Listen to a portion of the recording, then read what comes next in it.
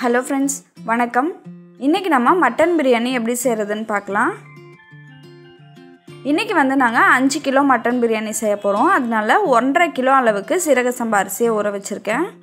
இதை வந்து ஒரு அரை மணி நேரத்துக்கு முன்னாடியே ஊற வச்சுக்கோங்க. அடுத்ததா ஒரு குக்கர்ல 1.25 கிலோ அளவுக்கு மட்டன் எடுத்துக்கோங்க. நம்ம வந்து 1.5 கிலோ அரிசி எடுத்துக்கிறதுனால 1.5 கிலோல இருந்து 2 கிலோக்குள்ள நம்ம மட்டன் எடுத்துக்கலாம். இப்போ இதை வந்து ஒரு 4 இருந்து 5 நிமிஷம் நல்லா வதக்கிக்கோங்க. மட்டனில் உள்ள தண்ணி எல்லாம் வெளியில் வர வரைக்கும் நம்ம இதை வதக்கிக்கலாம். இப்போது இதில் 1.5 டேபிள் ஸ்பூன் மிளகாய் தூளும் 2 டீஸ்பூன் உப்பும் சேர்த்து நல்லா கலந்து விட்டுடலாம். இப்போ வந்து நம்ம மட்டன் வேகிறதுக்கு தேவையான அளவு தண்ணியை ஊற்றி குக்கரை மூடிடலாம். 5 விசில் விட்டு நம்ம ஸ்டவ் ஆஃப் பண்ணிடலாம். அடுத்ததாக 400 கிராம் அளவுக்கு சின்ன வெங்காயத்தை மிக்ஸி ஜாரில் போட்டு அரைச்சி எடுத்துக்கலாம். 400 கிராம் சின்ன வெங்காயம் அப்படிங்கிறது நீங்கள் 2 கையும் சேர்த்து வச்சு அளந்து எடுக்கும் போது 3 கை அளவுக்கு இருக்கும். அடுத்ததாக 300 கிராம் அளவுக்கு இஞ்சி பூண்டு பேஸ்ட் வந்து எடுத்து வச்சுருக்கேன். இப்போது நம்ம பிரியாணி பண்ணுறதுக்கு ஒரு பாத்திரத்தை அடுப்பில் வச்சிடலாம். இதில் வந்து 200 ml அளவுக்கு கடலெண்ணெயும் 100 ml அளவுக்கு ரிஃபைண்ட் ஆயிலும் யூஸ் பண்ணிக்கலாம். ஃபுல்லாகவே கடலெண்ணெய் யூஸ் பண்ணுறதுனாலும் நம்ம யூஸ் பண்ணிக்கலாம். எண்ணெயை சேர்த்த பிறகு கரண்டியை வச்சு நல்லா கலக்கி விட்டுக்கலாம். இப்போது இதில் பிரியாணி இலை வந்து ஒரு 5 இலை போட்டுக்கோங்க. அடுத்ததாக 5 பட்டை சின்ன சின்ன சைஸாக எடுத்திருக்கேன். அடுத்ததாக கிராம்பு வந்து ஒரு 10 சேர்த்துக்கோங்க. ஏலக்காய் வந்து 9 சேர்த்துக்கலாம். இப்போது இது எல்லாத்தையும் சேர்த்து நல்லா கலந்து விட்ட பிறகு நம்ம இதில் பெரிய வெங்காயமும் பச்சை மிளகாயும் சேர்த்துக்கலாம். நல்லா பெரிய சைஸ் பெரிய வெங்காயமாக 4 சேர்த்துக்கோங்க. சின்ன சைஸாக இருந்தது அப்படின்னா 5 பெரிய வெங்காயம் சேர்த்துக்கலாம்.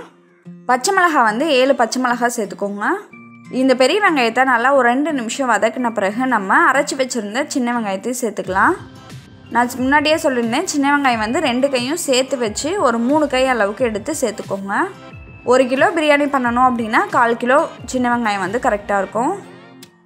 இப்போது இதில் பாருங்கள், எண்ணெயெல்லாம் நல்லா பிரிஞ்சு வந்திருக்கு. இந்த சமயத்தில் நம்ம 300 கிராம் அளவுக்கு இஞ்சி பூண்டு பேஸ்ட்டை வந்து சேர்த்துடலாம். சேர்த்து நல்லா இந்த மாதிரி கலந்து விட்டுக்கோங்க. இப்போ வந்து இதில் 2 டீஸ்பூன் உப்பு, 1.5 டீஸ்பூன் அளவுக்கு மிளகாய் தூள் சேர்த்து நல்லா கலந்துக்கலாம். நம்ம வந்து ஏற்கனவே மட்டன் வேக வைக்கிறதுக்காக மிளகாய்த்தூள் உப்பு சேர்த்துருக்கோம். அதனால் இப்போ கம்மியான அளவே மிளகாய்த்தூள் உப்பு சேர்த்துக்கலாம்.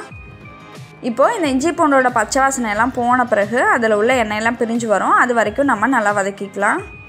இது கூடவே 2 டீஸ்பூன் அளவுக்கு நெய் சேர்த்துக்கோங்க. கொஞ்சமாக ஃபுட் கலர் சேர்த்துருக்கோம்.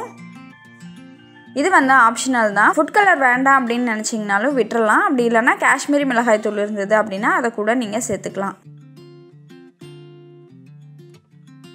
இப்போ வந்து இதில் 2 கை அளவுக்கு புதினாவை சேர்த்துக்கோங்க.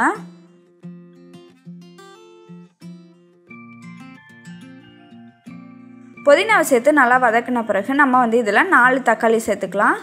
நல்லா பெரிய சைஸ் தக்காளியாக 4 சேர்த்துக்கோங்க.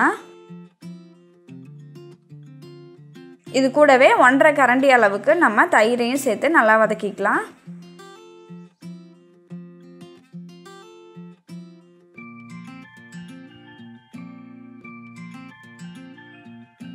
தக்காளி நல்லா வதங்கி வந்த பிறகு இதில் நம்ம வேக வச்சுருந்த மட்டன் பீசஸை சேர்த்துடலாம்.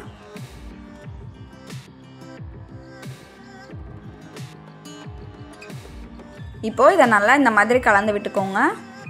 இப்போ வந்து இதில் பட்டை, கிராம்பு, ஏலக்காய் இதை 3ஐயும் அரைச்சி வச்சுருந்த பொடி வந்து 1.5 டீஸ்பூன் அளவுக்கு சேர்த்துக்கலாம்.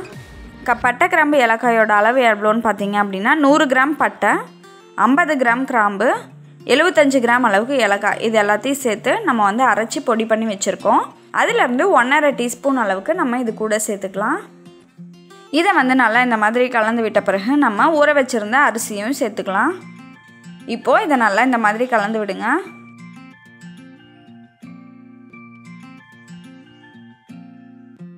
இப்போ வந்து இதில் நம்ம ஒரு 6 டீஸ்பூன் அளவுக்கு நெய்யை சேர்த்து நல்லா கலந்து விட்டுடலாம்.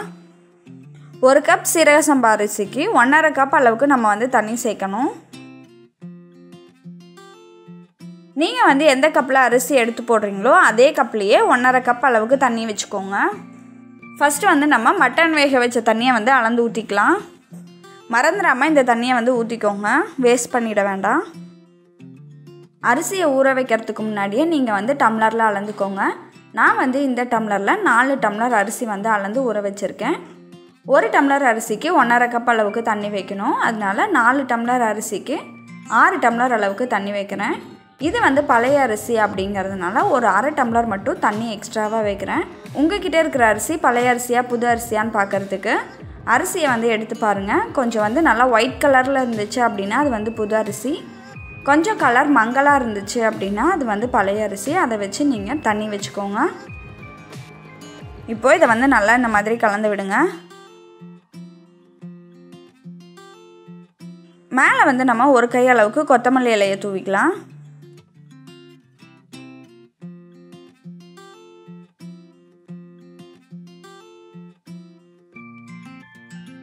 இப்போது இதில் உள்ள தண்ணி வந்து ஒரு 90% நல்லா இழுத்த பிறகு நம்ம மேலே கொஞ்சமாக லெமன் ஜூஸ் ஊற்றிக்கலாம். இப்போ பாருங்கள் ஒரு 95% அளவுக்கு நமக்கு தண்ணி வந்து நல்லா வற்றிருச்சு. இந்த சமயத்தில் மேலே வந்து நம்ம ஒரு வாழை இலையை போட்டு நல்லா மூடிடலாம்.